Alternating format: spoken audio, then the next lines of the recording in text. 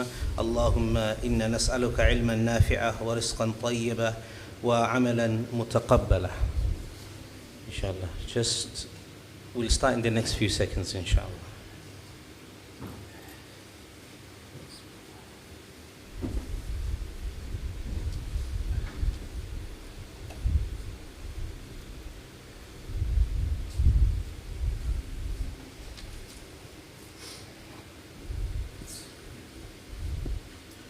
So those brothers who were here last week, does anyone remember what we covered last week?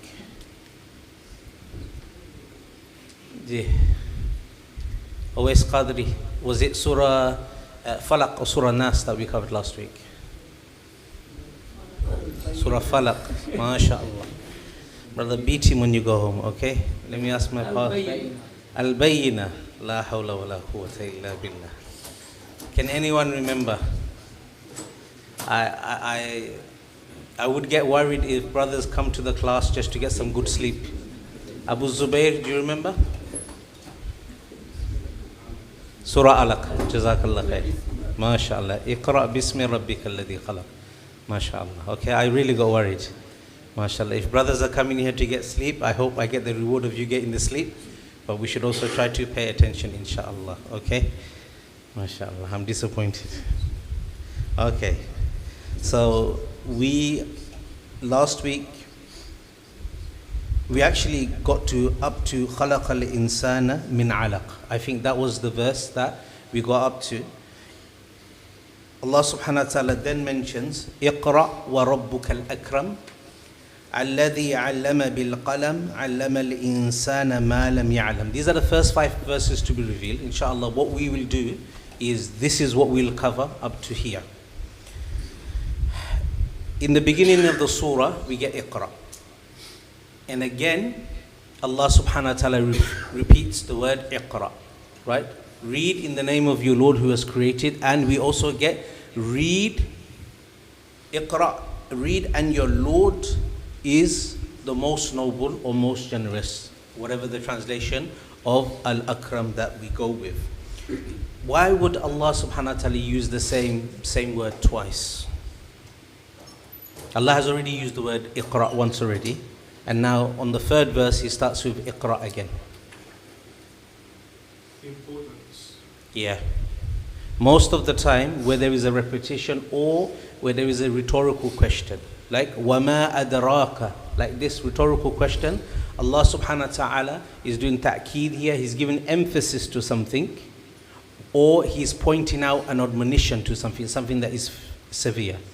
Iqra. As I mentioned last week, when it comes to reading, when it comes to education, Islam gives a great emphasis to it. So one of the things that we will be looking at is the compilation of the Bible as compared to the Quran. But we'll get to that, inshallah. Iqra wa rabbuka al-akram. Read, and your Lord is the most noble. Now, Allah subhanahu wa ta'ala mentions this after saying that He has created mankind from alaq.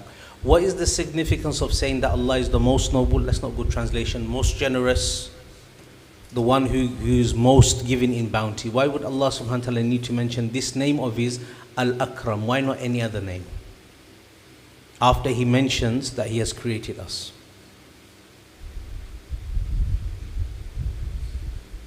I'll give you an example. Okay, this is more of like a Bengali example, okay? So you have the father in the family, and he makes dua. He says, oh Allah, give me sons. So when I'm old, my children will look after me. Okay?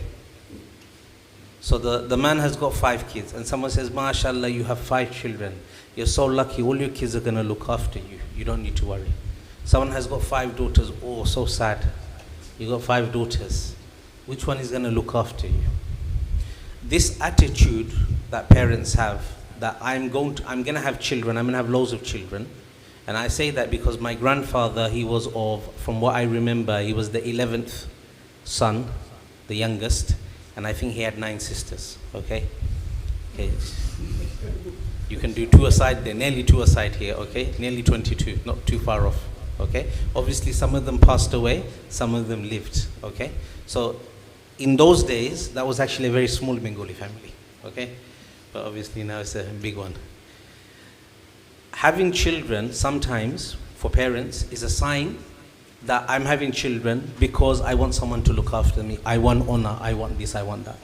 I want people to say, mashallah, look how many kids he's got, okay? When Allah subhanahu wa ta'ala created us, what was his purpose in creating us? Pray. So Allah created us for us to pray. Does Allah need our prayer? No. Worship. Does Allah need our worship? We need Allah. We need Allah. Yeah. Why has Allah created? I'll give you an example, yeah? If you go on LinkedIn, TikTok, all of these social media platforms, you have a lot of people who are selling courses, okay? My name is X, Y, and Z. I worked in sales for 20 years, making money for someone else, and I discovered how to make passive income and income for myself, and I will teach you, if you join my course, how to earn seven-figure salary every single year, because I am doing it. Whoever earns a seven-figure salary, they're not selling courses online. If you're earning seven figures, unless it's rupees or taka or something, right? Or naira, okay? I think naira is even actually worse than taka, actually, okay? Unless you're earning one of those and not pounds or dollars, you're not earning seven figures. Because people who earn seven figures, they don't go online selling courses. They get hired to do business training. They get hired to speak on behalf of a charity and stuff like this. So, what is the reason for Allah creating us? Did Allah have a need? As this young man has said, we need Allah. So Allah has spoken about creating us, then He is using His name of His Al-Akram, the most bountiful. Why? When Allah created us, and for some of us, growing up maybe a few years ago, a few decades ago here in the UK, it could have been tough, okay? Our youngsters now here, they have first world problems. Their problem is they never got the latest console. Their problem is dad's going to Lidl instead of Waitrose. Okay? But when we were growing up, we had different set of hardships. Why? Because maybe someone in our family had to give us priority and they had to give someone else priority. And it wasn't a case of we are getting everything. With Allah subhanahu wa ta'ala, there is not any one single thing that you and me do that benefits Allah. If all of the people in the dunya were the most worshipful of Allah subhanahu wa ta'ala, that doesn't make Allah greater. If all of the creatures in the world were to be disobedient to Allah subhanahu wa ta'ala, that does not make Allah lesser. So in creating Allah subhanahu wa ta'ala, in using His name Al-Akram, He is showing that really He is truly beyond any level of generosity we can imagine, because He's created us. When we sin, Allah subhanahu wa ta'ala is patient. When we sin, Allah subhanahu wa ta'ala waits for us to seek forgiveness before there is condemnation of the sin that we have created. And ultimately on the day of judgment, when we enter Jannah, it's not because you and me have been able to do anything, but rather the mercy of Allah subhanahu wa ta'ala. Henceforth, Allah subhanahu wa ta'ala is most bountiful, or the giver of bounty, because our creating for Allah subhanahu wa ta'ala is not something that benefits Him. Allah subhanahu wa ta'ala, after that, the next verse where Allah subhanahu wa ta'ala, He mentions Alladhi allama bil qalam. Alladhi allama bil qalam. To our youngsters who are in this room, when you grow up and you're earning money and you buy your first Nissan Micra, do not fit one of these big exhausts in here, okay? Because inshallah I will still be here teaching and you'll be disturbing me, okay? Don't do it, okay? Buy a nice Mercedes, quiet exhaust, okay? Coming back to Allama bil qalam. This is an amazing thing that Allah subhanahu wa ta'ala taught with the pen. This is actually quite an amazing thing. The reason why is, what kind of society was Arabia at that time? I've mentioned a few times. What kind of society was it? Was it a society where everyone reads and writes? No. So separated up. People then, some people can actually read and can write, and then some can write but they can't read. None of them were able to combine. Yeah. Yes, some people had that combination of reading and writing. But one guy was a reader, one guy was a writer. Majority of that society lived without writing. Majority of that society lived without writing. So Allah subhanahu wa ta'ala, He is mentioning something amazing, that Allah subhanahu wa ta'ala taught mankind bil qalam, allama, what He taught mankind what He did not know. So it's important that we actually think about, why did Allah subhanahu wa ta'ala mention bil qalam? So the ulama say there are 3 types of pen. One is the pen that Allah subhanahu wa ta'ala has created. So Surah Noon or Surah Qalam, which is the second surah in Juz Tabarak, and He said that this was the 3rd surah to be revealed. Here Allah subhanahu wa ta'ala mentions the pen here. So one is the pen that Allah subhanahu wa ta'ala has created, the pen that He has with Him. Second is the pen of the malaika, because the angels are also recording data, what we're getting up to. And the third is that which human beings use. All 3 have got different roles. Okay? And there's a hadith that comes that Allah subhanahu wa ta'ala, awwala ma khalaqa Allahul qalam, that the first thing that Allah subhanahu wa ta'ala has created was the qalam. Allah subhanahu wa ta'ala said to the qalam, uktub, and it will write until the day of judgment. And what will it write? Every single thing that is to be done or will happen in the whole world. Every single thing. What is the form of this pen?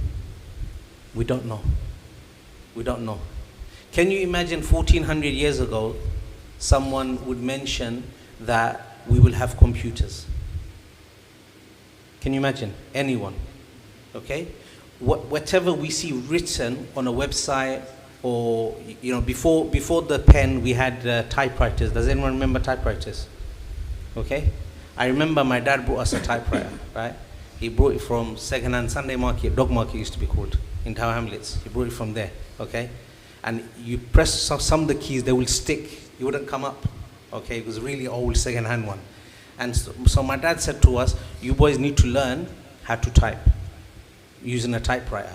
He said, why? Because this is what people are now using in the offices. And that typewriter was really old, okay? And then he got a new strip or a brand, and then he added that so it would type properly. And then after that, my father brought us a computer, okay? Going from a typewriter, something that presses and makes an impression, to then having a computer language that is codified, that if I press P on my keyboard, then the computer would recognize that as a form of code and then reproduce that P on a document. Now there was a time where we had our baby Ericsson and you couldn't do anything.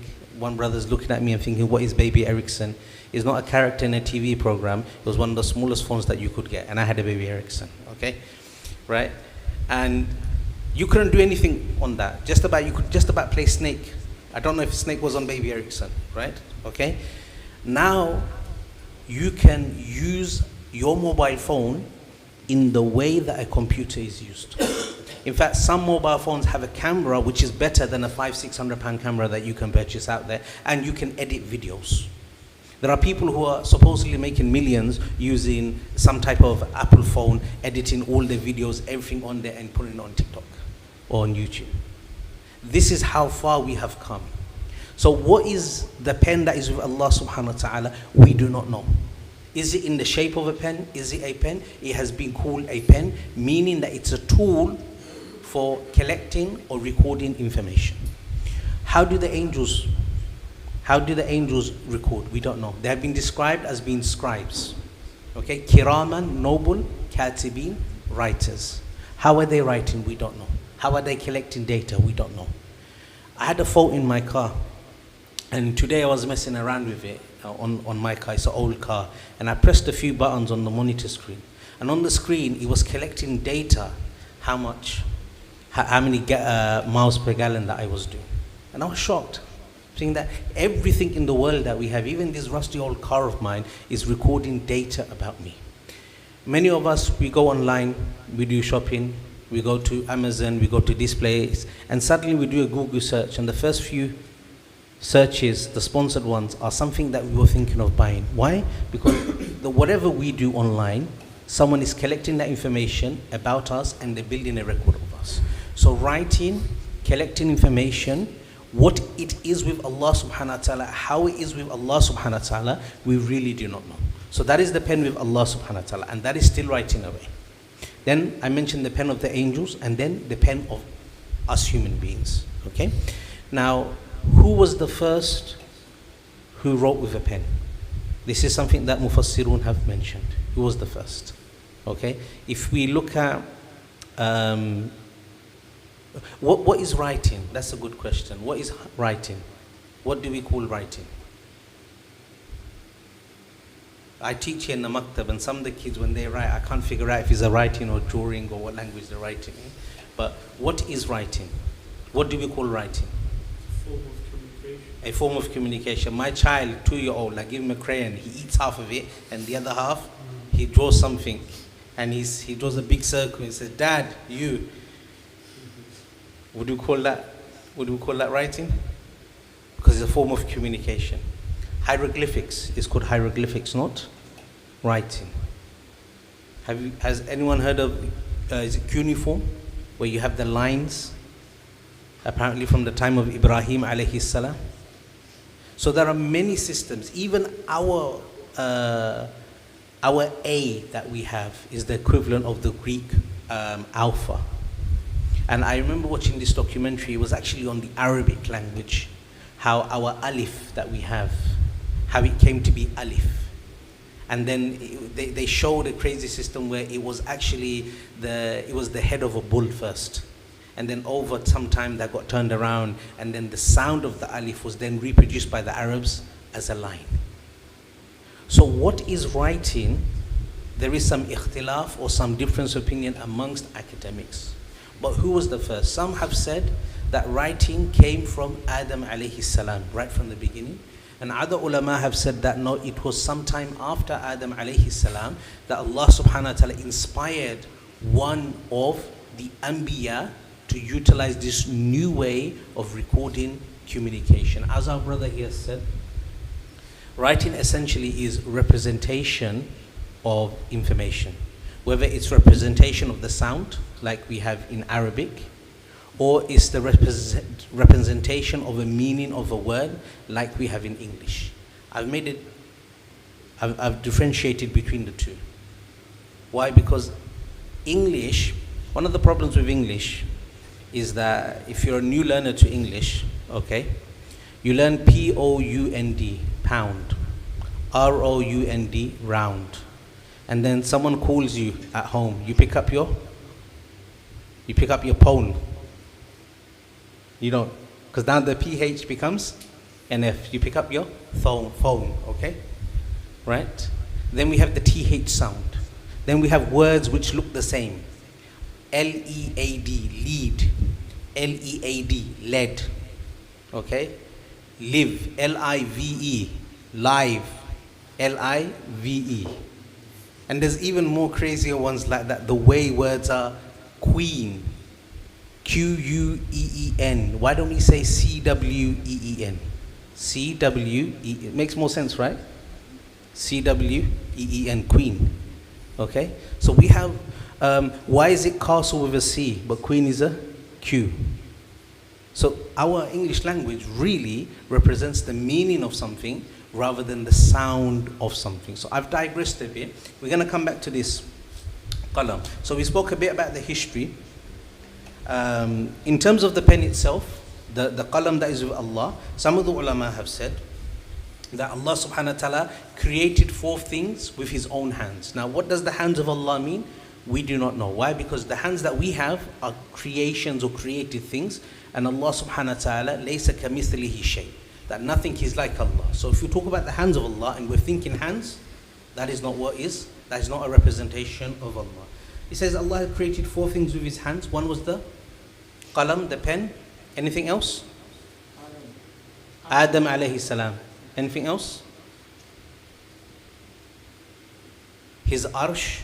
And the third one, or rather the 4th one here?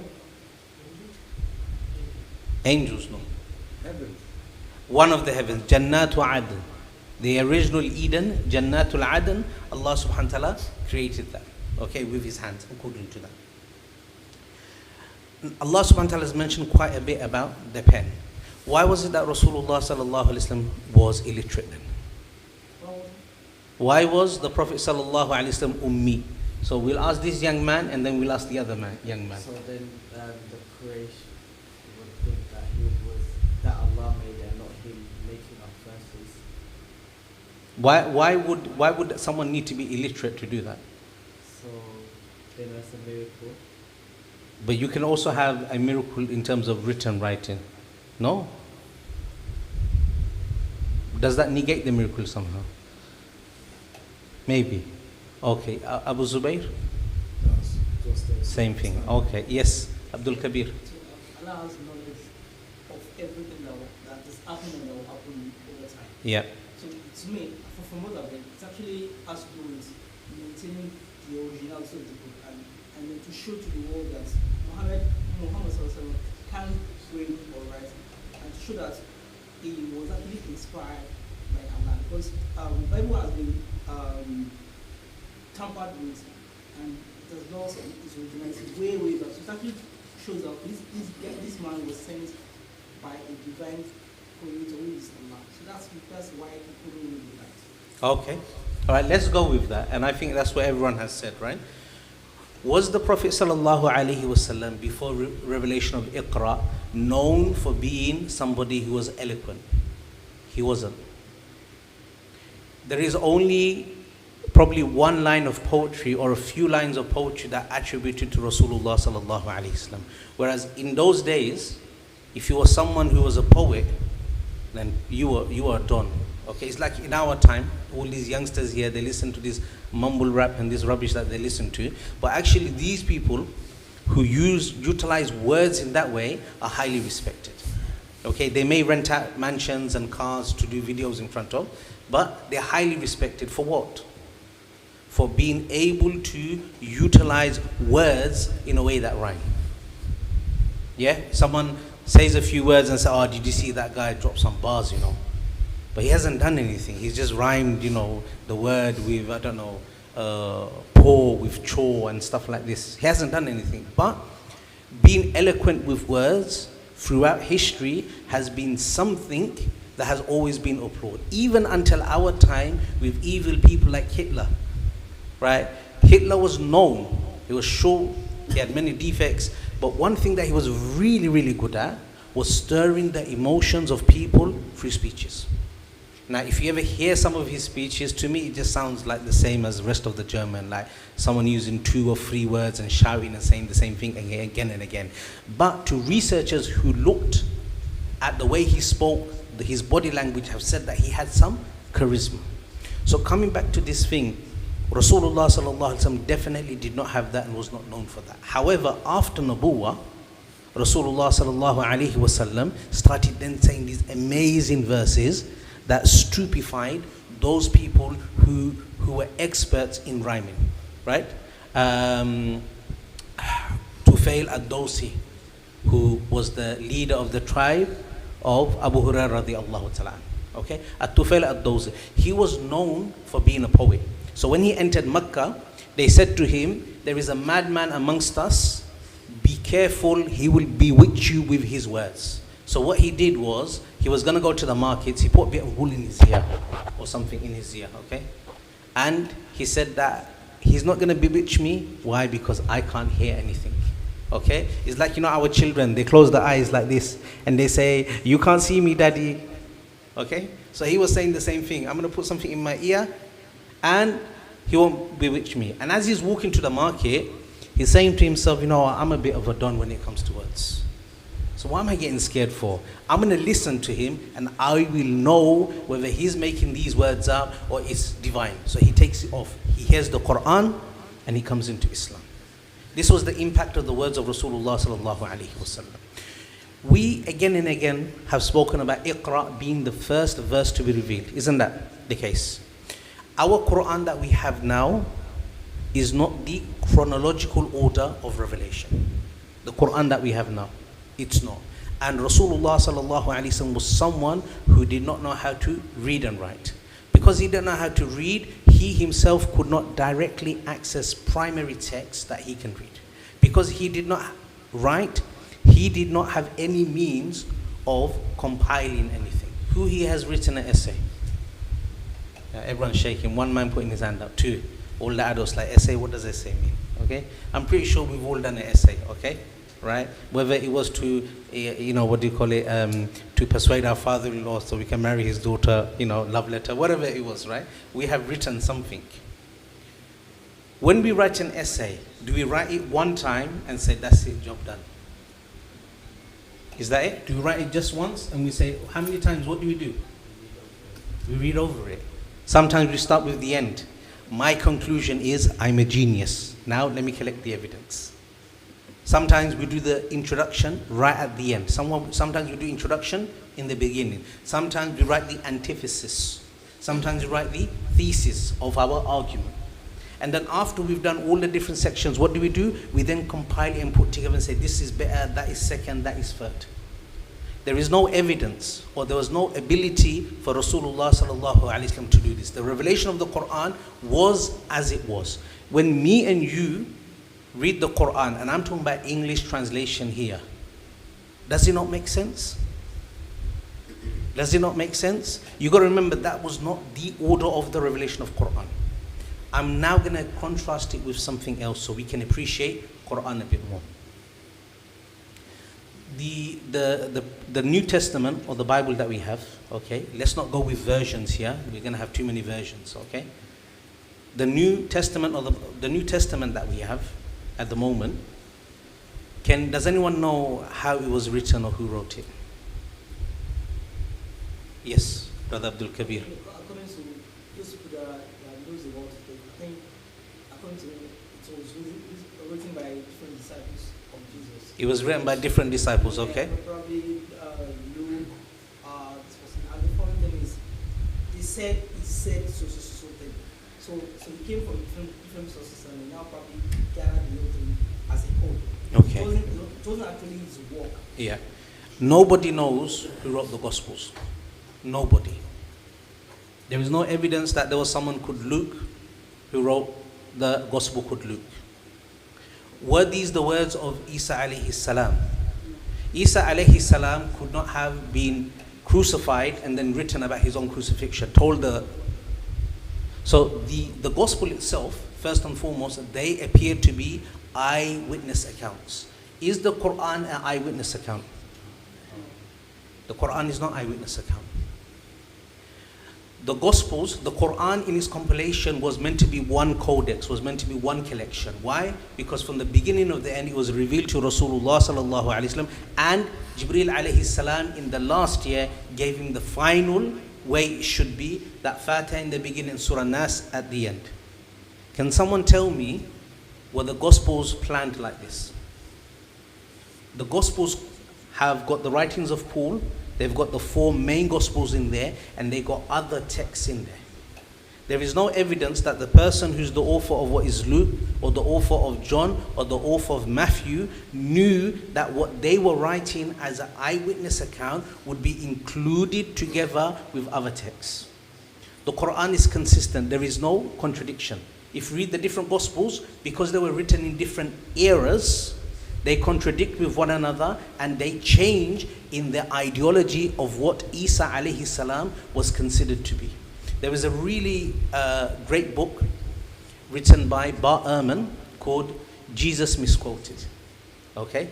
Excellent book that talks about the formation or the history of how the Gospels were created. Anyone who reads that, and knowing the way our Quran was compiled, you will be shocked how could anybody consider those Gospels to be something holy. Okay? So because we're coming to the end of the time here, I will leave it at that. You can do your own research. Bar Ehrman, Jesus Misquoted. So the way the Quran was compiled, the revelation of it was definitely different to how our Gospels were. The final few things to mention here. Allah subhanahu wa ta'ala mentions about the pen. Allah subhanahu wa ta'ala mentions that He has taught mankind what He did not know. So when it comes to knowledge, from this we should understand that we are not necessarily born with knowledge. We are not necessarily born with knowledge.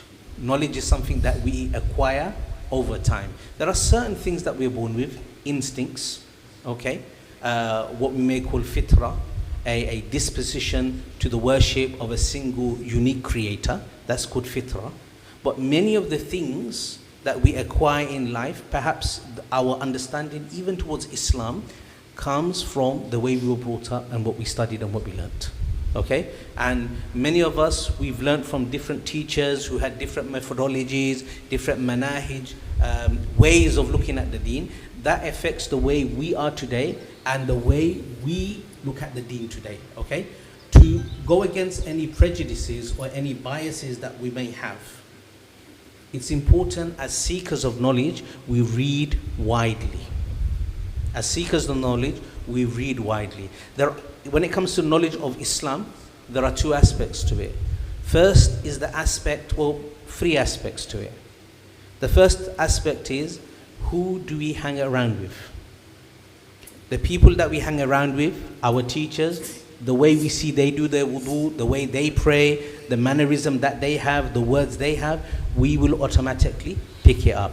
So, for example, in the Bengali language, we don't have this word called, who knows that word? It's not thank you. What's the word that we don't have in the Bengali language? Please. Okay, we Bengalis are not rude. We just don't have this word, please. Does anyone know the Bengali word for please? It doesn't exist. So when we were growing up, and Bengali was the language that we spoke at home, we would go to school and the teacher will always remind us, say please. Right? But we never had it in our language. There's no please, there's thank you. So found it really difficult to use the word please. So some of the words that we use, like there was a brother that I met, he didn't know any Arabic. But if I ever, if anyone was next to him, he would say, tafaddal. So I said to him, what does this tafaddal mean? I didn't know Arabic. I said, what does tafaddal mean? He goes, I don't know, but I think it means go forward. Right? There was a brother, he said to another brother in the masjid, kaif al-hal? And he said, do you know what kaif al-hal means? And he made up some random word. And the youngster said, are you sure this is what kaif al-hal means? I thought it means how are you? He goes, no, look, if you don't know Arabic, why do you use it? And with the youngster, what that guy did wasn't good. If someone's enthusiastic in the religion and they're using Arabic, let it be. Don't get all arrogant over it, right? So I was very upset what that brother did to this youngster in the masjid. But the first level we have is the people around us. If our father is using Jazakallah khair, we're going to use Jazakallah khair. If our father says thank you, we will say thank you. That's the first level. The second level is when we start learning. And we start learning in our local language. Local language for all of us is going to be English. We pick up books. Someone gives us a book. We read a book in a masjid. A lot of that is self-learning, and we base that on our knowledge and our understanding. Then the higher level after that is when we have a structured approach to learning the deen. And that might start with English first, but then it will have to go to the Arabic language for advanced sciences. It would have to go to the Arabic language, and then the Arabic language is used as a medium to understand all of the various different sciences of the Islamic religion. There's a lot that I can mention here. I'm going to just end it in the next 1 minute or so. Who can tell me something about the printing press? Printing. What can you tell me about printing? Remember I said to you, why do we spell it Queen and not Cween? Because the English language and the way things are written came about due to the first printers, the first people who would print. Don't think HP or Brother. In those days they would have blocks which had A or B or C on it. So the first printing guys who were first big in printing, the way they printed everything, that then became the standard form of spelling. So that's why the English spelling is so messed up sometimes, okay? Because these guys were the guys who kind of formalized it. Islamic society did not come onto printing presses until a century or so after the European nations. Does anyone know why? Yes, Abu Zubair.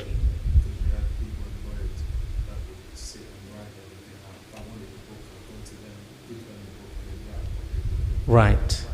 Because the writing process in Islamic society was highly sophisticated. You had someone who was a writer, you had people who were editors, you had people who used to check, you had people who used to bound books, You had people who used to make the paper. There were thousands of people employed in the production of books. And it was a whole industry based around knowledge. When printing in terms of a press, they call it a press because you had to press down your collection of letters onto a piece of paper. That's why it's called the printing press, right? That you only needed 2 guys. And one of those guys or 2 of those guys did not need to know how to read or write, right? Printing press, you just press the button and that's it. You don't need to know how to read and write. In the Islamic society, if you wanted to produce a book, with the book you have to know, sorry, what it is, this is my alarm, so I don't go over time. And obviously I've gone over time 2-3 times already now, because it's been going off, right? The reason why the Islamic society was behind, because our system of writing and creating books was really sophisticated. And whatever generally was produced for a purpose. Nowadays, you go to the bookstore, you find all sorts of rubbish. Absolute rubbish that is written in the English language is crazy, okay? Someone has written a book on something that no one really gives a damn about. Nonsense stuff. This is what has become of what has become of society in general. So next time you're choosing a book, next time you're thinking about the way our Islamic knowledge has come to us, think about all of the effort, all of those ulama, all of those people who were employed in creating knowledge. I've said too much that was unnecessary. I seek for forgiveness, inshallah. Next week we will continue with rest of the verses. Assalamu alaikum wa rahmatullahi wa barakatuh.